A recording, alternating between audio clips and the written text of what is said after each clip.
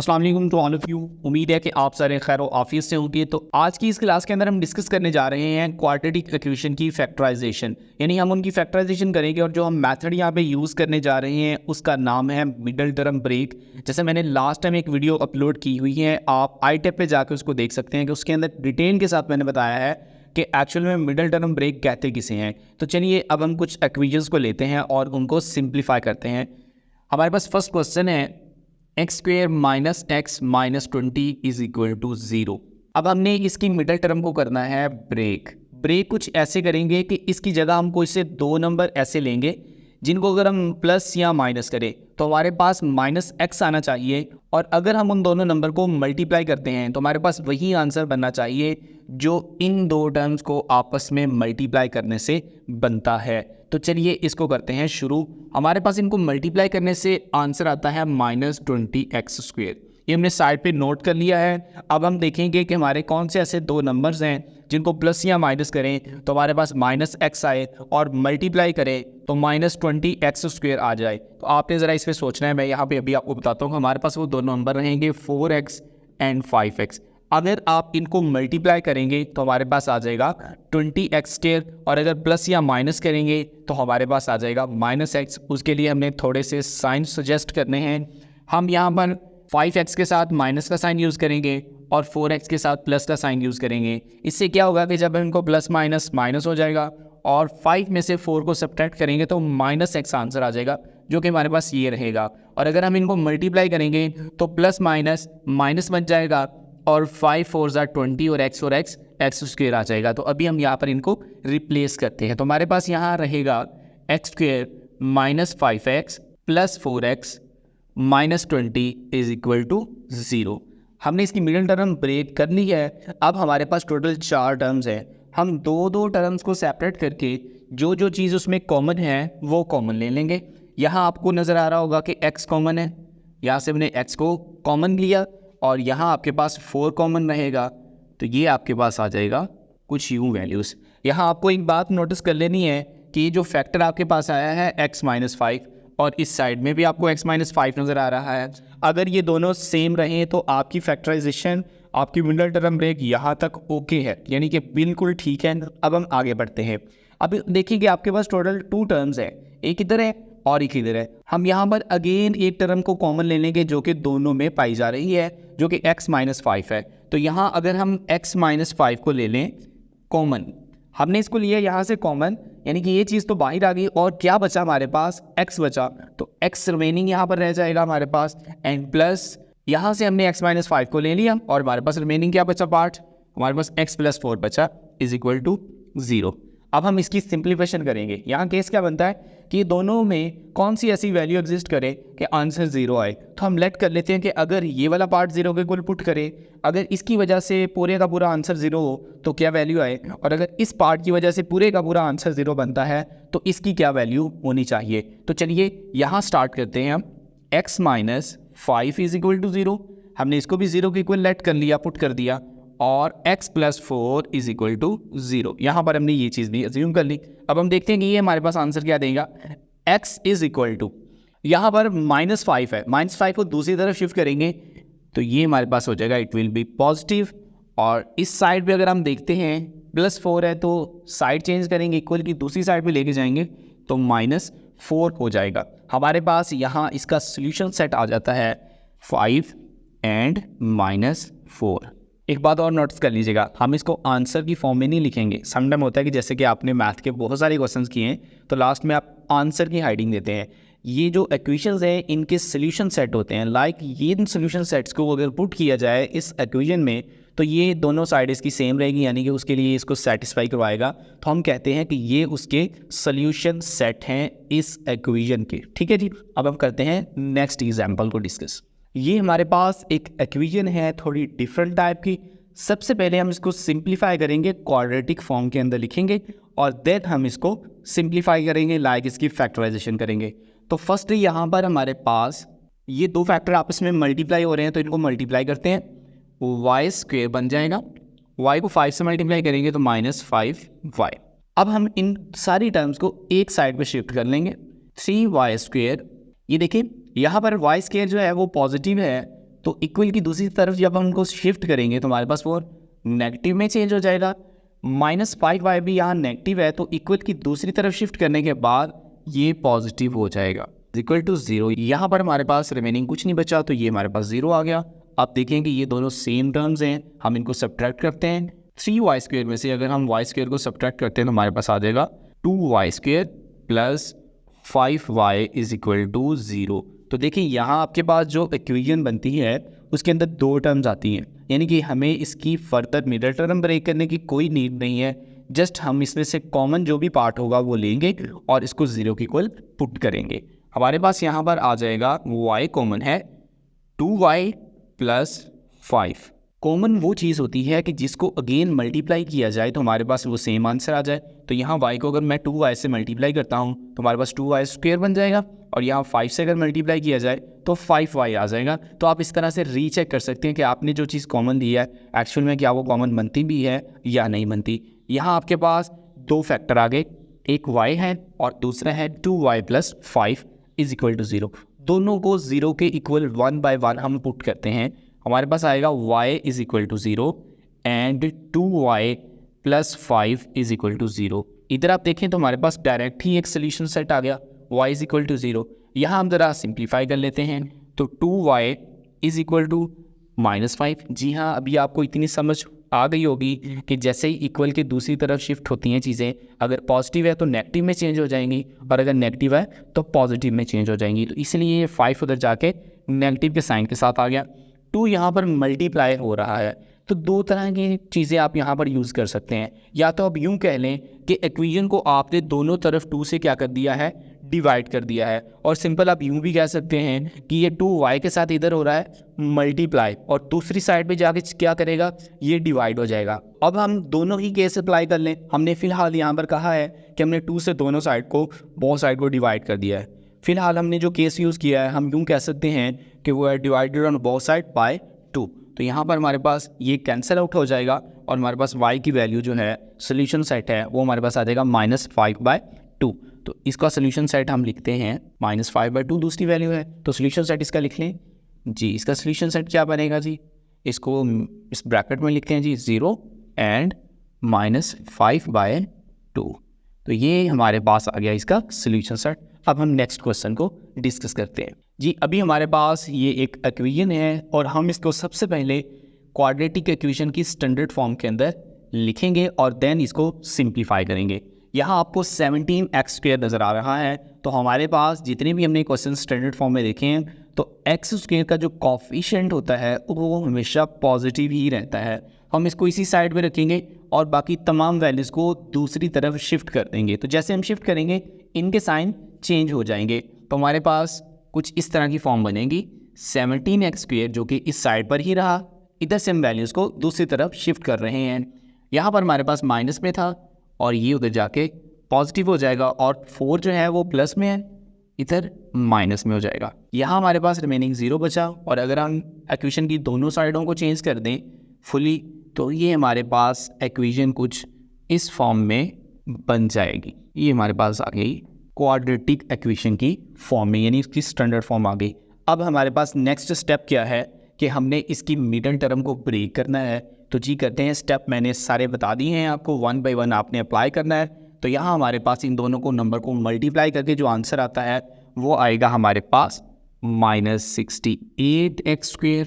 Okay, और अगर हम 2 नंबर ऐसे ले लें कि जिनको मल्टीप्लाई करें ये आंसर आए और प्लस या माइनस करें तो हमारे पास 32x आए, तो वो हमारे पास नंबर क्या रहेंगे जी, वो हमारे पास नंबर रहेगा 34x - 2x - 4 is equal to 0। अब हम डिटेल में से बहस नहीं करते हैं, हमने लास्ट क्वेश्चन के अंदर सिमिलर यही चीज़ें देखी हैं। तो अब हम सिंप्लीफाई करेंगे। हमने 2 टर्म्स में देखा कि कौन कौन से ऐसे फैक्टर्स हैं, कौन कौन से ऐसे नंबर हैं जो कॉमन हैं। तो यहाँ से हमारे पास कॉमन आ जाएगा 17x, x रिमेनिंग बच जाएगा यहाँ पर, प्लस यहाँ पर आ जाएगा जस्ट 2। अगर यहाँ देखें तो आपके पास 2 कॉमन है। देखिए यहाँ पर माइनस भी आपने कॉमन लिया तो माइनस और माइनस प्लस हो जाएंगे, तो x पॉजिटिव आ जाएगा एंड माइनस और माइनस प्लस हो जाएंगे और हमारे पास 2 कॉमन आ गया और 2 रिमेनिंग बचा इज इक्वल टू 0। अगेन देखेंगे ये जो फैक्टर थे, मैंने बताया था आपको लास्ट क्वेश्चन में कि सेम होने चाहिए। अगर सेम है तो इसका मतलब ये है कि आपका क्वेश्चन बिल्कुल ओके है। अब हम इन फैक्टर को कॉमन लेंगे।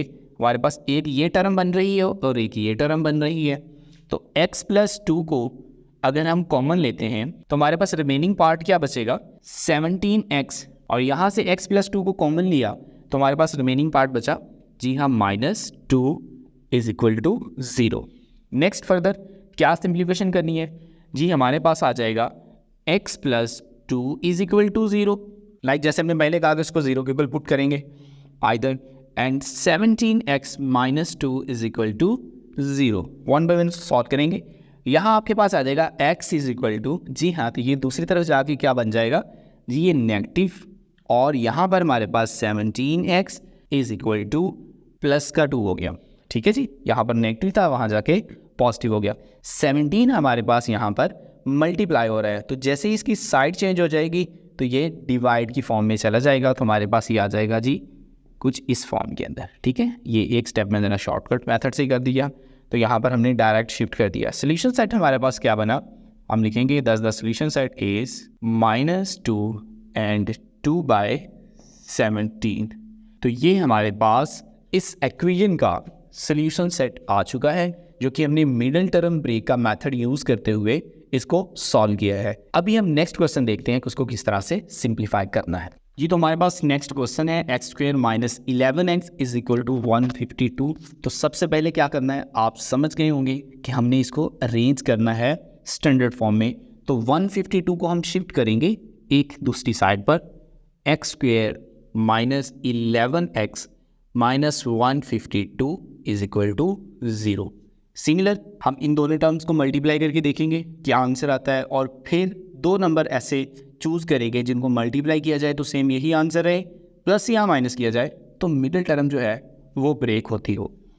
हमारे पास आ जाएगा -152x², क्योंकि यहाँ पर 1 है कोफिशिएंट, तो 1 1 1 हो जाएगा हमारे पास 152। और हम दो नंबर सजेस्ट करते हैं, तो यहाँ पर हमारे पास आ जाएगा जी x² - 19x + 8x - 152 = 0। तो ये हमारे पास दो नंबर हैं जिनको मल्टीप्लाई किया जाए तो -152x² आएगा, और अगर हम उनको प्लस माइनस करते हैं तो हमारे पास आ जाएगा -11x। अगेन दो टर्म्स में से कॉमन पार्ट को देखेंगे, हमारे पास इस साइड पे आ जाएगा जस्ट x कॉमन, क्योंकि इसमें x है, इसमें भी x है। x हमारे पास बचा, यहाँ पर बचा जस्ट 19। इस साइड पे हमारे पास 8 कॉमन रहेगा। आप देखें प्लस कॉमन लिया तो इससे साइन पर कोई भी फ़र्क नहीं पड़ता, ये प्लस था तो ये प्लस ही रहा, और ये प्लस माइनस माइनस होता है तो ये माइनस ही रहा। तो हमारे पास यहाँ आ जाएगा 19 = 0। अब देखें अगेन हमारे पास ये पार्ट सेम आ गया दोनों साइडों पे, तो देखें हमारी फैक्टराइजेशन यहाँ तक बिल्कुल ओके है। यहाँ हम क्या करेंगे, x - 19 को लेंगे कॉमन, और यहाँ हमारे पास रिमेनिंग पार्ट रह जाएगा x। इस साइड से x - 19 को कॉमन लेने के बाद +8, ये हमारे पास रिमेनिंग पार्ट आ जाता है। दोनों को 1 बाई 1 0 के इक्वल पुट करते हैं, तो x - 19 = 0, एंड x को जब हम शिफ्ट करेंगे तो ये हमारे पास पॉजिटिव हो जाएगा, और यहाँ आ जाएगा x + 8 = 0 और x = -8। तो क्या रहेगा इसका सोल्यूशन सेट, आप समझ गए होंगे कि इसका सोल्यूशन सेट हमारे पास रहेगा जी 19 एंड -8। तो ये इसका सोल्यूशन सेट था जी। तो हमारे पास नेक्स्ट जो क्वेश्चन है, इसके अंदर आपको फ्रिक्शन में कुछ पॉलिनोमियल इक्वेशंस कह लेंगे वो लिखी हुई नज़र आ रही हैं, कुछ फैक्टर हैं हमारे पास, और हमने इन फैक्टर को करना है सिंप्लीफाई। तो सबसे पहले हमारा ये काम रहेगा कि हम इसको स्टैंडर्ड फॉर्म के अंदर कन्वर्ट करेंगे क्वाड्रेटिक इक्वेशन की। तो सबसे पहले हम इसको कन्वर्ट करते हैं और देन हम इनको सिंप्लीफाई करके इसकी फैक्टराइजेशन यानी इसका सोल्यूशन सेट फाइंड करेंगे। तो चलिए हम पहले इसका एलसीएम लेकर इसकी सिंप्लीफिकेशन करते हैं। तो हमारे पास इस साइड पर इसका क्या एलसीएम रहेगा जी, कॉमन और नॉन कॉमन फैक्टर। तो यहाँ दोनों जो फैक्टर हैं डिनोमिनेटर में वो नॉन कॉमन है, तो दोनों ही हमारे पास इसका एलसीएम रहेगा। अब यहाँ x और x सेम है, कैंसिल आउट, और x+1 और x+1 आपस में हो जाएंगे मल्टीप्लाई। तो ये देखिए दोनों की बेस सेम है, तो हम इसकी पावर ऐड कर देंगे, सिंपल, प्लस यहाँ x+1 दोनों कैंसिल आउट, x और x जब हमारे पास मल्टीप्लाई होगा तो ये हमारे पास आ जाएगा जी x²। Basis same, exponent add कर दिए जाते हैं।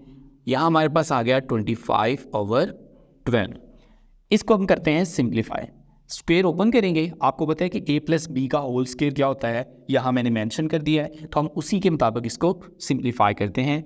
X square plus 1 plus 2x plus x square, ये हमारे पास ये एक्स स्क्वायर आ गया, और इसको हमने सिंप्लीफाई किया तो हमारे पास ये उसका स्क्वायर का फार्मूला ओपन हो गया।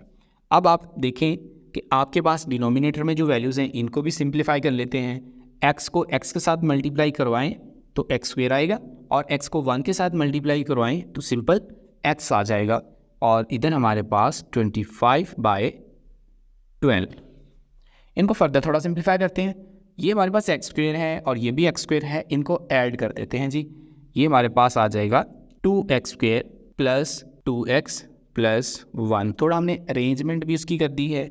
डिनोमिनेटर में हमारे पास है x square plus x is equal to 25/12।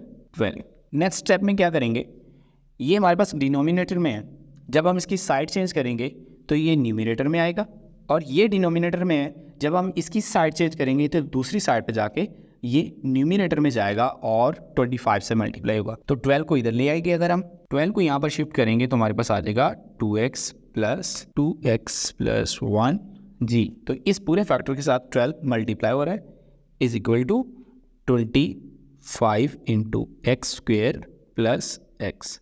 तो ये फैक्टर इधर जाके 25 से मल्टीप्लाई हुआ। अब नेक्स्ट सिंप्लीफिकेशन, अब हम 12 को मल्टीप्लाई करेंगे। 12 को मल्टीप्लाई करने से आंसर रहेगा 24x square plus 24x plus 12 is equal to 25 को मल्टीप्लाई करेंगे, 25 1 ज़ा 25x स्क्वेयर प्लस 25x। तो ये हमारे पास इसकी सिंप्लीफिकेशन हुई।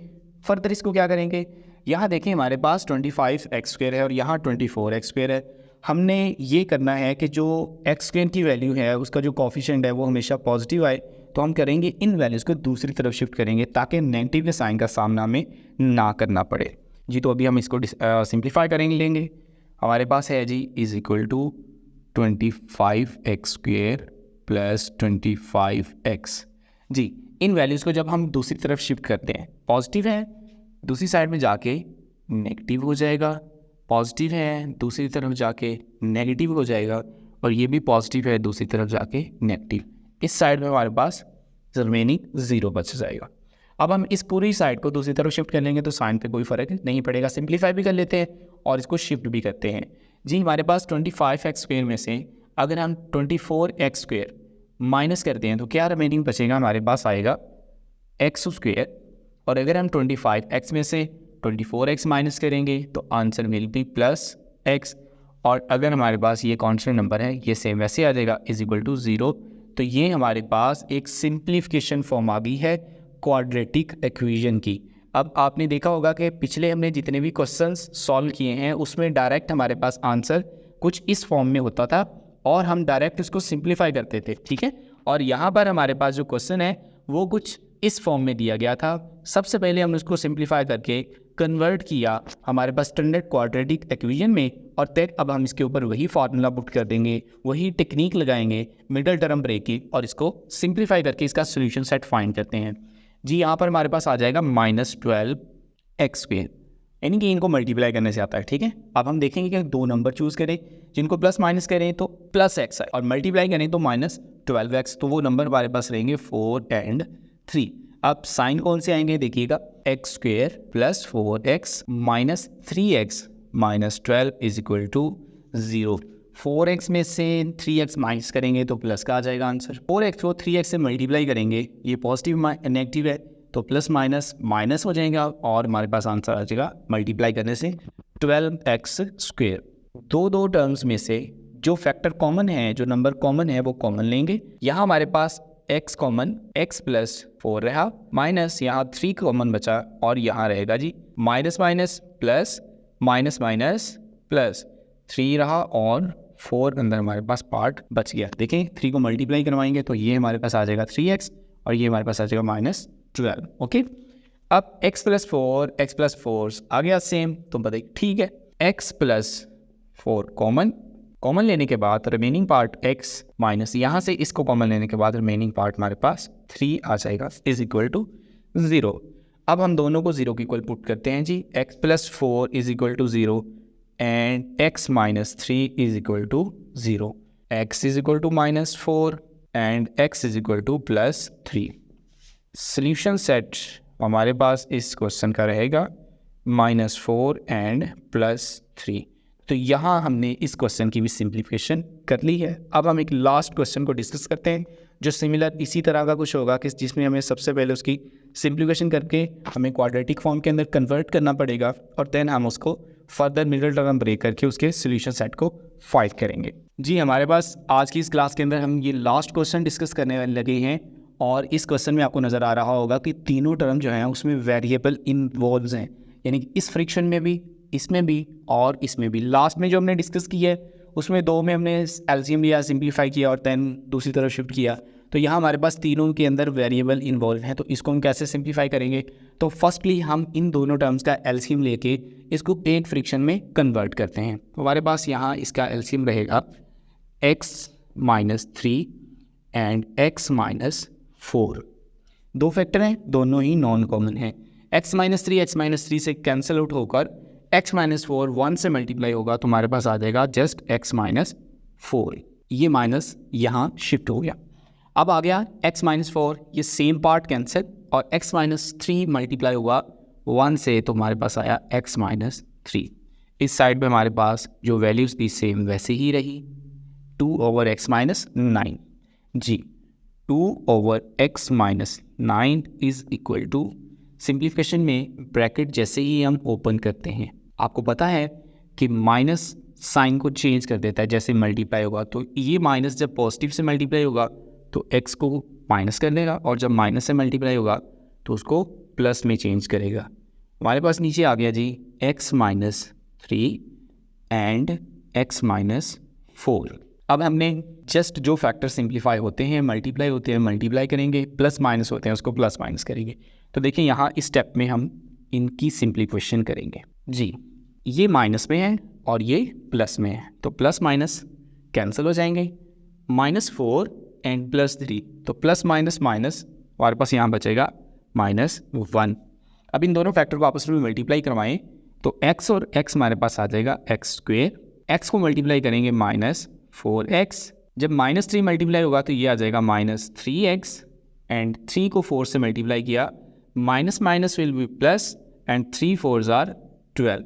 तो ये हमारे पास डिनोमिनेटर में ये वैल्यू आएगी। अब अगर देखें ये दोनों वैल्यूज़ को तो ये -4x और -3x, इसकी जगह हमारे पास आएगा -7x जब हम इनको प्लस करेंगे, ऐड करेंगे। अब देखते हैं हमारे पास ये डिनोमिनेटर में जो टर्म है हम इसको न्यूमिनेटर में शिफ्ट करेंगे, 2 से मल्टीप्लाई होगा और ये x माइनस 9 डिनोमिनेटर में है तो दूसरी तरफ जाके ये न्यूमिनेटर की वैल्यू -1 से मल्टीप्लाई होगा।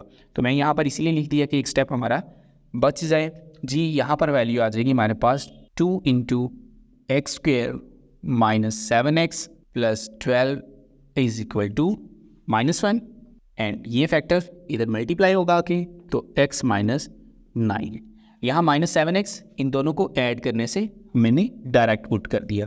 अब 2 को मल्टीप्लाई करते हैं और यहाँ पर -1 को मल्टीप्लाई करेंगे, हमारे पास यहाँ आएगा 2x² minus 14x plus 24 is equal to -1 multiply होगा तो देखिए 1 से तो वही चीज़ें रहेंगी बट माइनस से साइन चेंज हो जाएंगे तो ये आ जाएगा -x और ये आ जाएगा +9। अब इन टर्म्स को भी हम दूसरी साइड पे शिफ्ट कर लेंगे, जैसे शिफ्ट करेंगे तो इनके साइन चेंज होंगे। हमारे पास आएगा 2x² minus 14x plus 24 minus, sorry ये माइनस उधर जाके प्लस, ये प्लस में हो गया और ये माइनस में आ गया जी। इन फैक्टर को हमने शिफ्ट किया तो ये हमारे पास नेगेटिव था, इधर पॉजिटिव हो गया और इधर पॉजिटिव था तो इक्वल की दूसरी साइड पे जब हमने शिफ्ट किया तो हमारे पास नेगेटिव आ गया तो x माइनस 9।